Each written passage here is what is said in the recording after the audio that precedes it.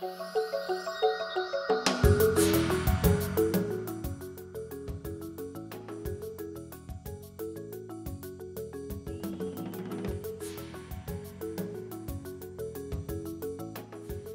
Pemberton in the KTOO newsroom.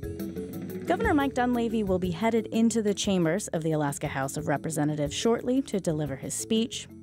The legislature invites the governor into its chambers to deliver this annual address. It's a platform for the governor to tell them and Alaska as a whole where the state's headed and what his policy goals are. Senators and representatives are jointly convened to hear from Governor Dunleavy this evening.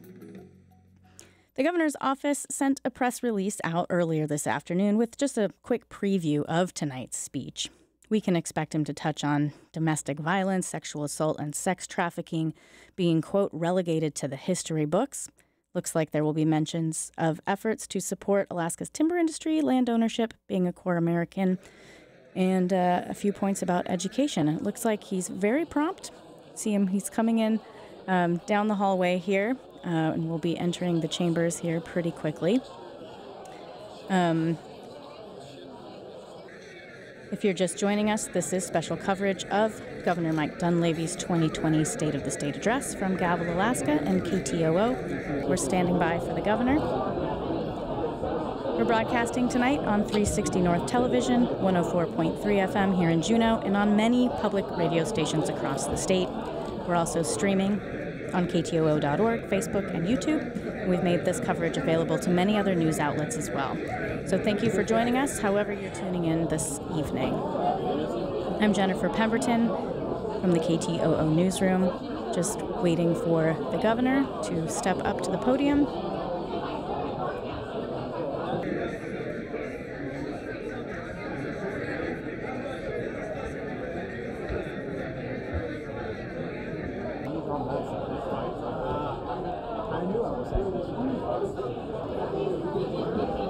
We're just waiting for a few procedural items, and then they'll invite the governor into the room. Last year, the governor talked about prioritizing protecting the permanent fund dividends and legislation that would help crime. The legislature did not end up passing a major crime bill last year.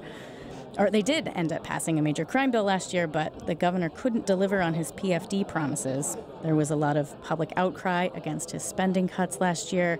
Lawmakers expressed a lot of concern about the future of the Alaska Permanent Fund, and that led to lower dividends than what Dunleavy wanted. It's a different year, and the cabinet has changed a bit since last year. First, his chief of staff, the former Republican Party chairman Tuckerman Babcock, resigned, and former state senator Ben Stevens replaced him. The governor's controversial budget chief, Donna Arduin, has left the administration since last year, and her replacement at the Office of Management and Budget is Neil Steininger. He was named to that position just last week.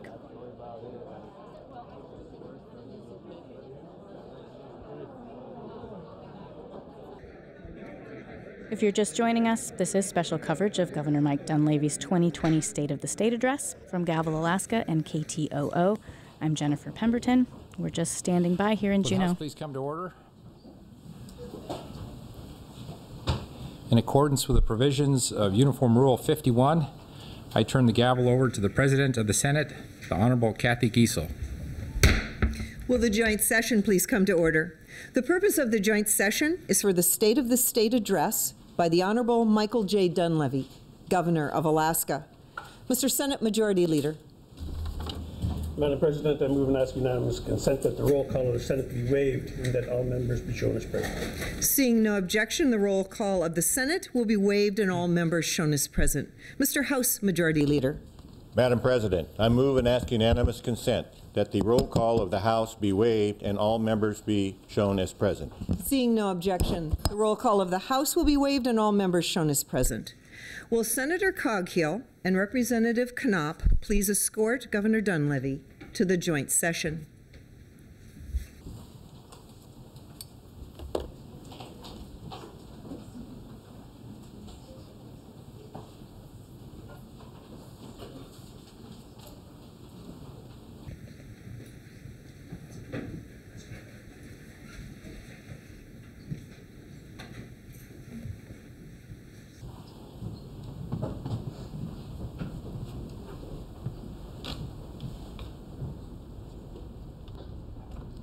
All right, the governor has been invited into the room, and they're just going to get him. This is live special coverage of the State of the State. This is Governor Michael Dunleavy's second State of the State. You're listening to KTOO and Gavel, Alaska, and here he comes.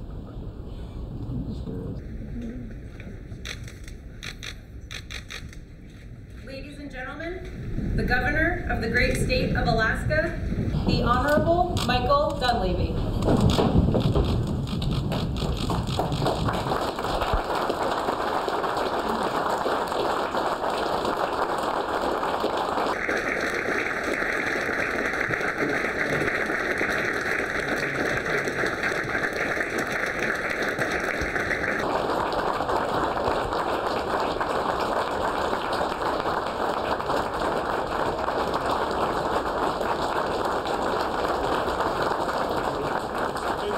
Shaking hands and taking the podium. Really appreciate that. Thank you. So I want to thank you all for your gracious welcome. I'm here tonight to talk about my great vision for our great state and to share with Alaskans the progress we've made together over the past year. The agenda I'll lay out tonight is not just the governor's agenda, it's an Alaskan agenda. One that will affect our entire state, potentially for generations to come. What you'll hear tonight in this talk and see throughout this year in action is what I promised when seeking this office. A consistent focus on outcomes that Alaskans deserve, the individual being put first and foremost instead of the bureaucracy, and an efficient use of the available resources to underwrite government. Tonight, you'll hear about initiatives important to all of us, such as putting Alaska's lands in Alaska's hands, preparing kids to succeed, innovative new approaches to revenue, and addressing our fiscal future. First things first, though. I'd like to introduce my wife of 32 years and the mother of my 3 wonderful daughters, the love of my life, and Alaska's First Lady, Rose Dunleavy.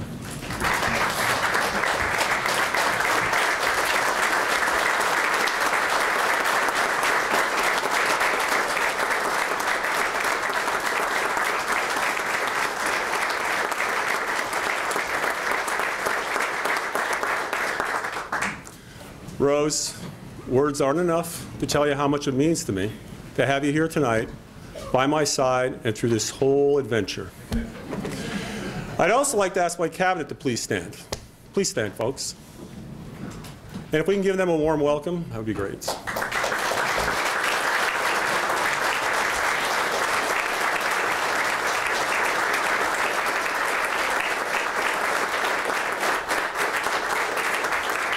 Thank you.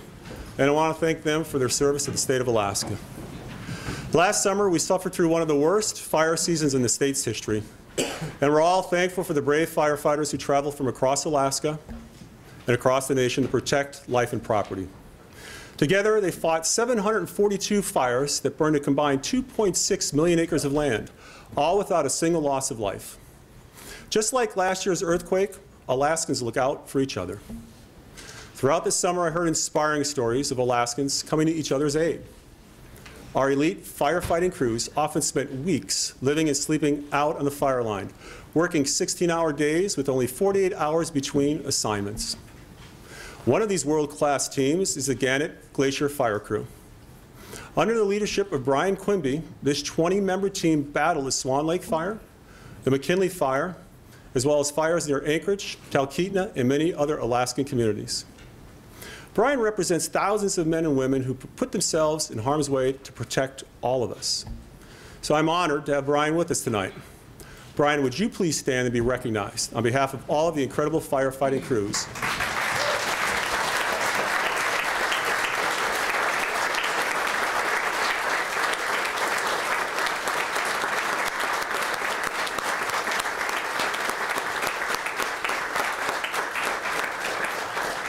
Thank you, Brian, and thanks for everything you do and the crews do for the state of Alaska. Very much. As we begin 2020, I'm proud to report that the state of the state is strong. We saw record-setting economic indicators in 2019 as billions in private investment poured into our great state. Together, we made Alaska a much safer place, and ensured that Alaska resources and economic potential remain the envy of the nation and the entire world. As we begin our 61st year of statehood, let's take stock of last year's successes. First, we addressed the crime wave that held our communities hostage by enacting comprehensive criminal justice reform. As I promised, we repealed and replaced SB 91, removing violent criminals and sexual predators from our streets. The days of catch and release are over, and the criminals know it. We added dozens of new troopers to our ranks. With record numbers of new applicants, we hired more troopers this year than any time in the past decade.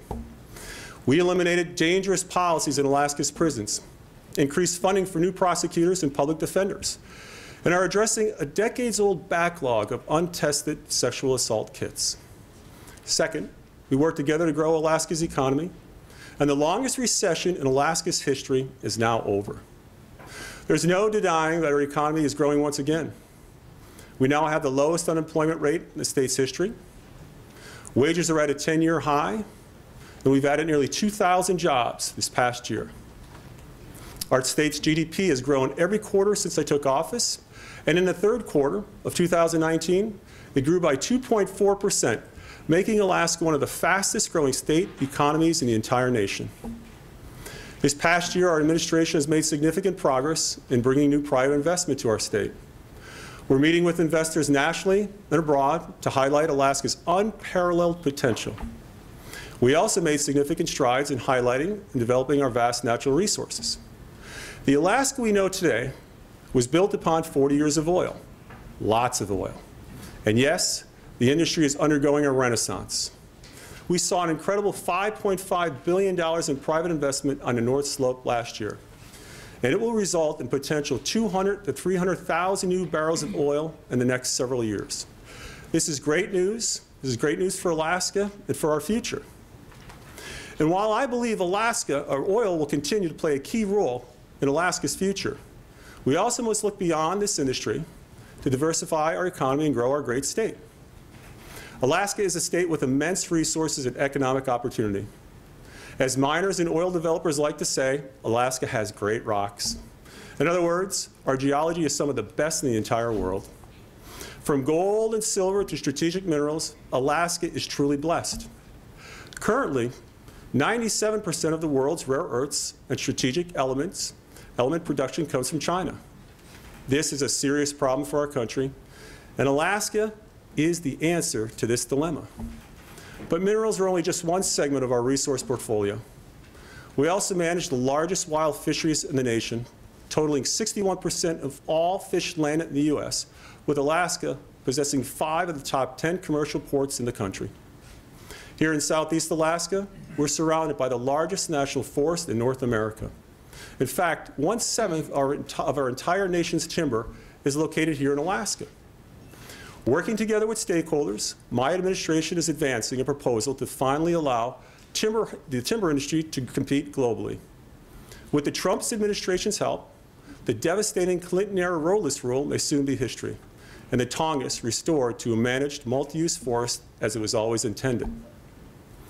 While some may not support every resource development project, we should be able to at least agree that resource development forms the basis of our economy.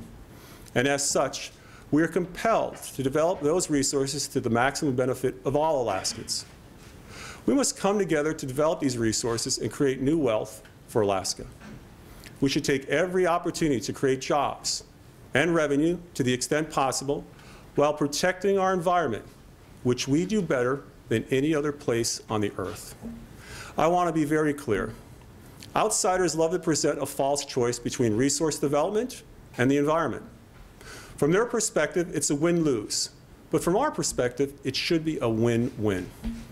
People with little understanding of Alaska, or with a political agenda, often located in major cities thousands of miles away, are trying harder than ever to impose their will on our state. Keep in mind, once again, Alaska's very existence was predicated upon developing its resources. We must reject those who wish to shut Alaska down and put our state's future in jeopardy.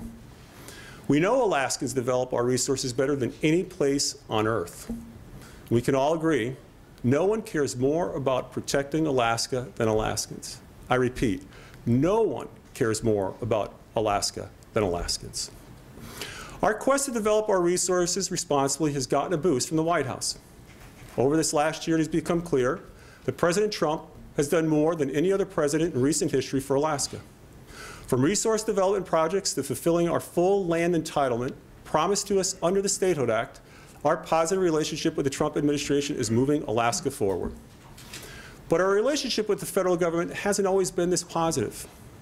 Over the decades, it's been a constant battle for Alaska to be able to develop its resources and access its lands and rivers without interference from federal officials. With that said, I'd like to take a moment to recognize a truly great Alaskan who stood up to some of these same federal agencies. Like every year, for the past 40 years, John Sturgeon packed his gear and headed to his moose camp. But this time, during one fateful hunting trip nearly 13 years ago, John was denied access to his favorite river by overzealous federal officials. Most of us would have probably just found another place to hunt, but not John. He knew this was wrong. Instead, he decided to fight. He spent 13 years and a ton of money fighting the federal government, not just for himself, but for all of us. He traveled all the way to Washington, D.C. to plead his case before the U.S. Supreme Court. Not once, but twice. And not only did he win twice, his two decisions were unanimous. This is the only time in this country's history that anyone has won both cases unanimously. Let's give John a big thank you. John, could you please stand for the incredible fight that you fought for all of us. Lots of standing applause for John Sturgeon, one of the invited guests of the governor.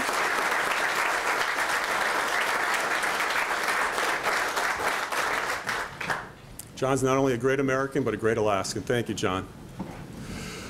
Moving now to our one constitutional obligation we all share, the crafting of our budget.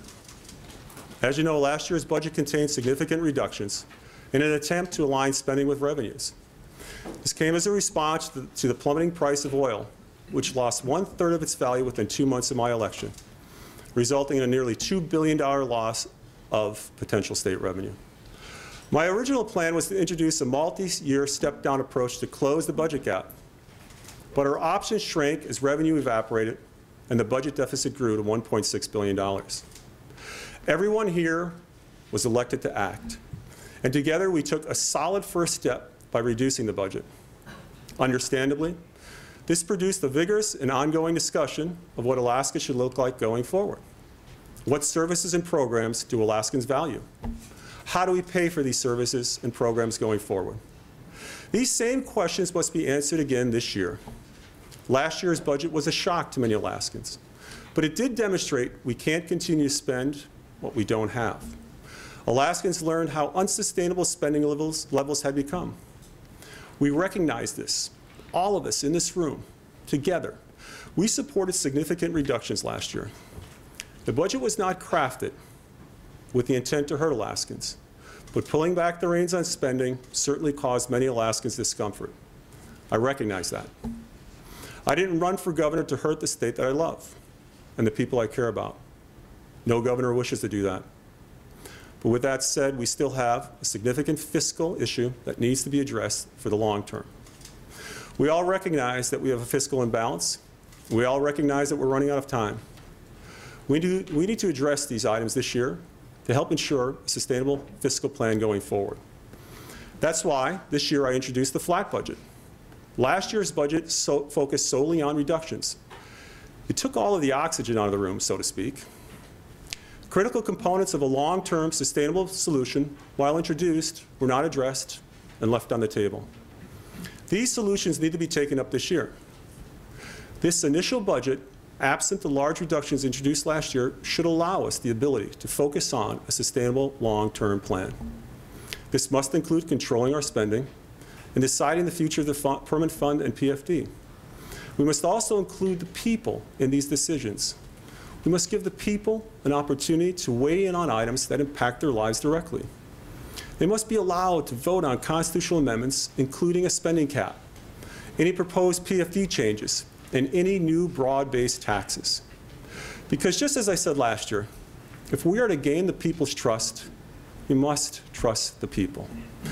It's the people who placed us here, It's the people we serve. We work for them. And it's the people that we must bring into this grand discussion regarding Alaska's future. To ignore them, we do so at our own peril, for they have the power of the ballot box. Letting the people vote on these issues is the only way a fiscal plan will stand the test of time. Alaskans, each and every one of them, deserve no less.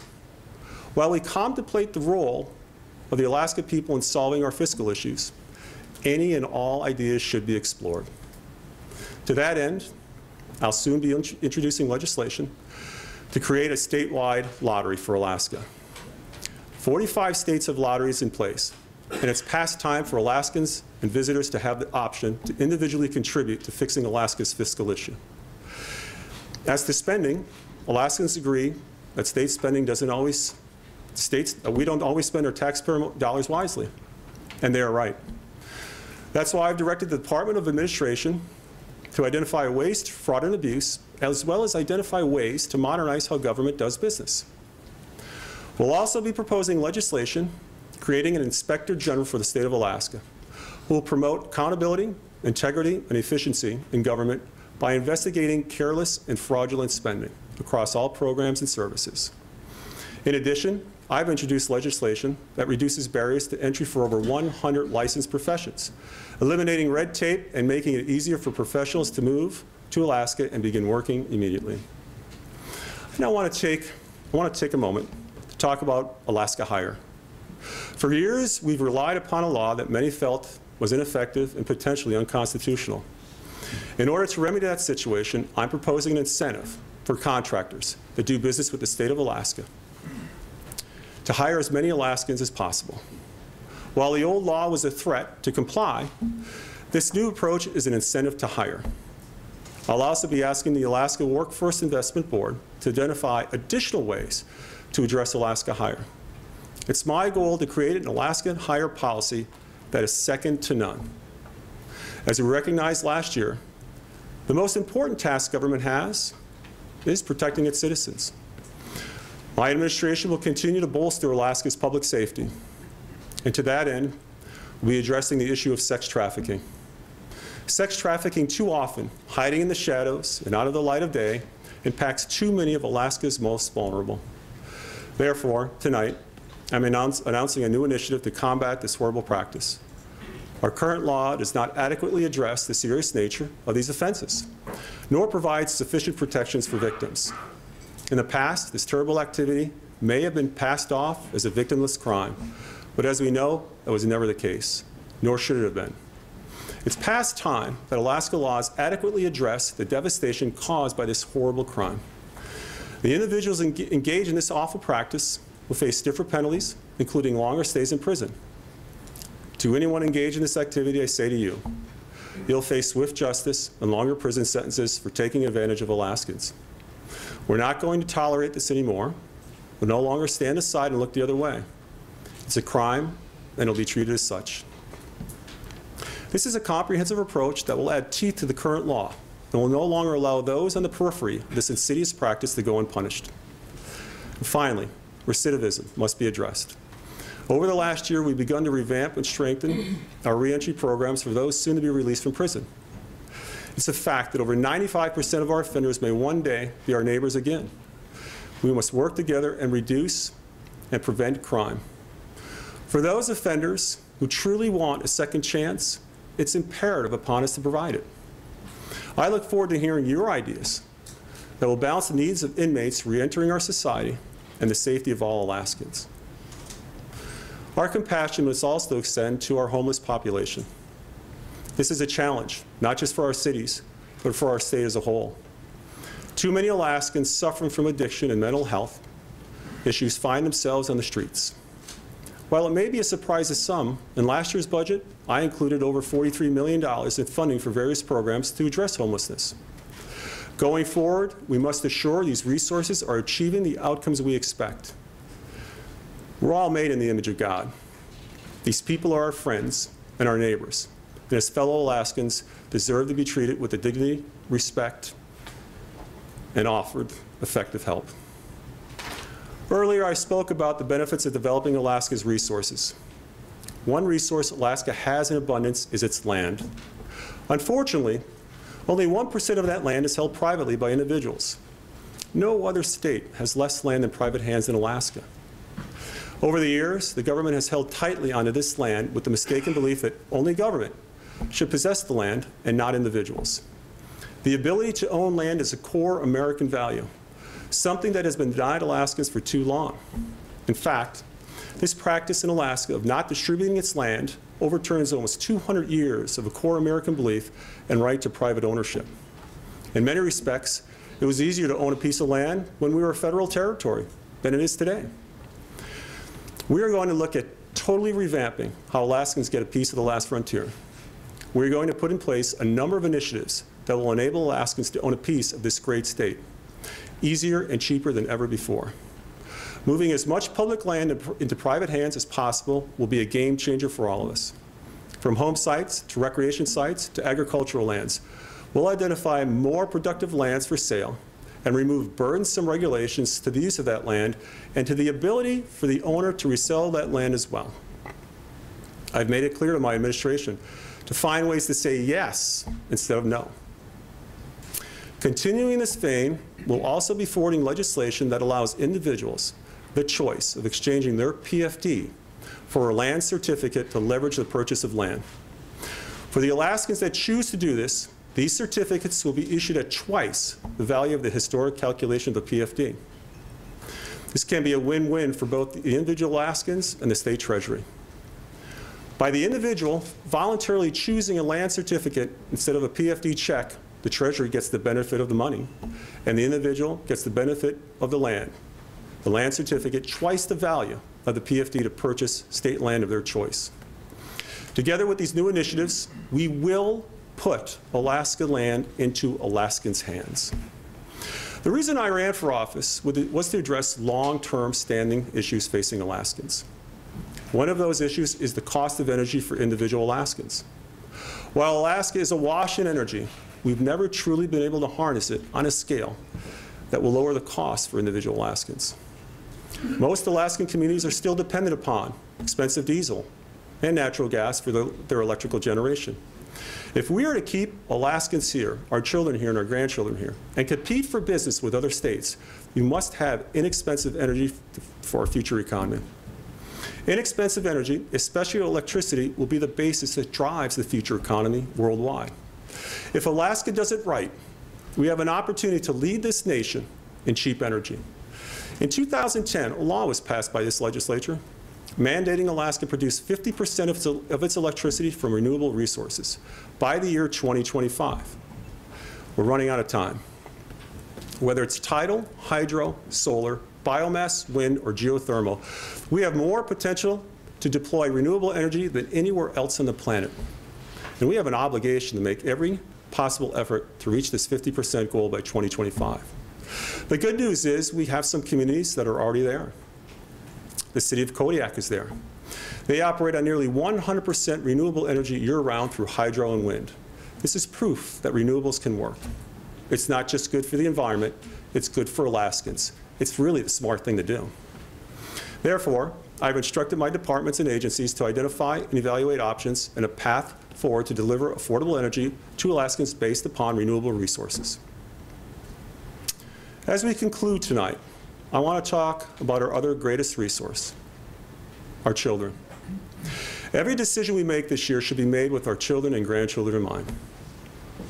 And as a state, we have a moral imperative to provide the best education we can possibly do so for our children. As an educator, as a student, I've experienced firsthand what a great education can do to transform one's life. I've seen how quality programs deliver the outcomes all stakeholders have come to expect. There's no doubt that we have many great performing schools in our state, but we must also recognize that too many of our schools and too many of our students are not performing at levels we expect. The cornerstone of a great educational program starts with a great teacher. Alaska for too long has suffered from high teacher turnover rates and an inability to attract and retain quality teachers in some of the most remote parts of our state. Therefore, I've instructed the Commissioner of Education to assemble a working group made up of teachers, administrators, and others to review the root causes of our retention and recruitment issues, including reviewing working conditions and benefits in order to attract and retain great teachers for our state. The Commissioner, with the help of this working group, will develop a plan that addresses this issue this year. Until we solve this revolving door, especially in our most remote locations and difficult to fill positions, we cannot hope to deliver the outcomes parents, children, and all of us expect. Solving this issue will be a focus of my administration. While we work on the issue of teacher retention, we must also focus on ensuring our students can read by grade 3 now. So last week, alongside many of you, we introduced the Alaska Reads Act, a bipartisan approach to reading that allocates resources with a focus on evidence-based solutions, including statewide teacher training, department-employed reading specialists, and the implementation of early literacy interventions. We must identify students early in school who are struggling and get them the help they need sooner than later. The Alaska Reads Act will provide school districts with the opportunity to refocus their efforts to prioritize reading and ensure all students are reading by 3rd grade. The Alaska Reads Act will also direct critical resources to the lowest performing schools, helping them achieve the performance expected of all of our schools. Sitting in the audience today is a young man by the name of Levi Shivers. He's an example of what we all hope to achieve for Alaska's children. Despite growing up in a difficult situation, being raised by a single mom, and living in a household just above the public assistance level, Levi is excelling because Levi had the benefit of caring teachers that instilled a love for education and provided him with the necessary skills in reading, writing, and mathematics. I've asked Levi to be here today to represent all of Alaska's children who, through our actions, can achieve great outcomes and set themselves on a course for future success. What we do here today and this year should create the environment for all of our kids to succeed. So I'd ask Levi, could you stand for a moment and be recognized, please?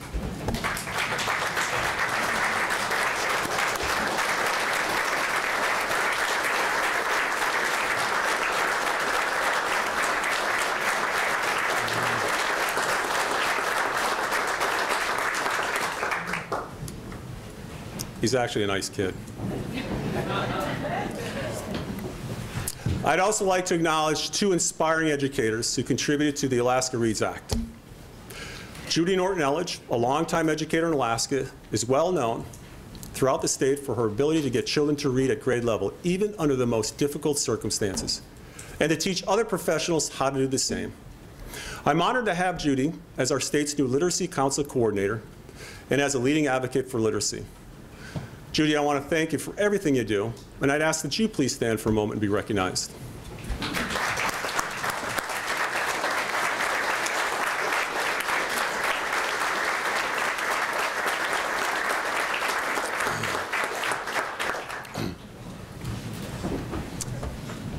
You're getting your exercise tonight. And I also like to talk about another individual. Many of you know Posey Boggs for her decades of tireless advocacy for Alaska students. She is a recognized expert in helping Alaska's educators identify and address dyslexia, along with other reading difficulties, and is the founder of the Alaska Reading Coalition. I want to thank you, Posey, for being here with us today and fighting so hard for all of Alaska's children. So, Posey, would you please stand and be recognized?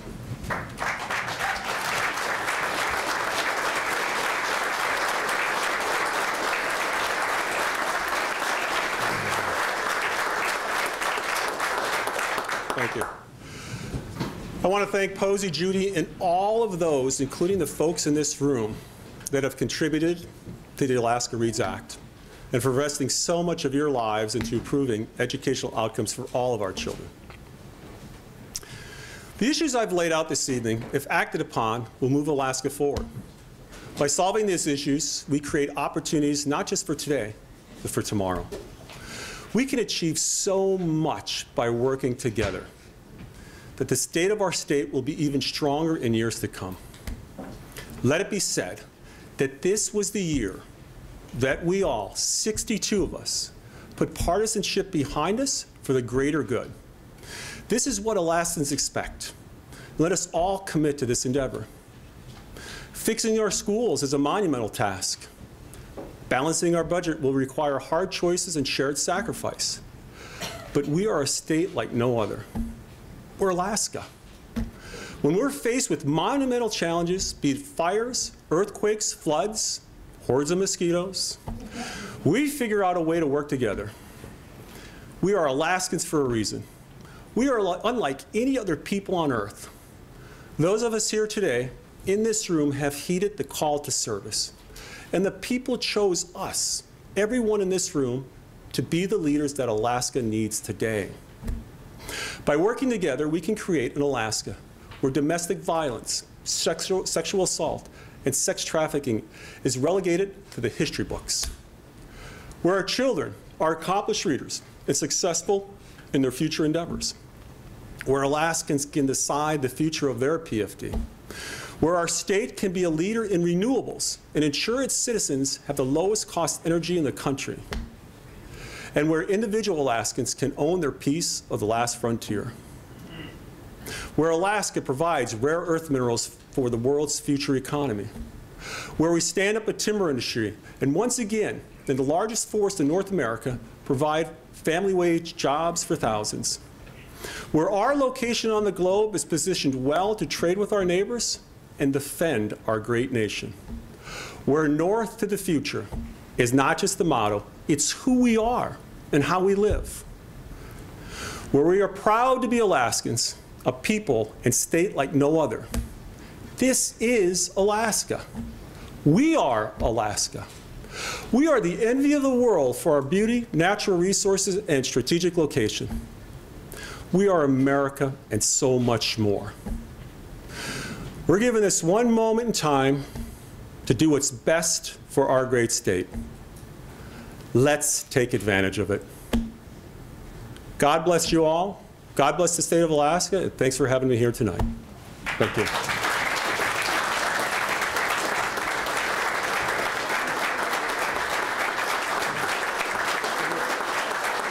That was Alaska Governor Mike Dunleavy's 2020 State of the State Address, live from the state capitol in Juneau.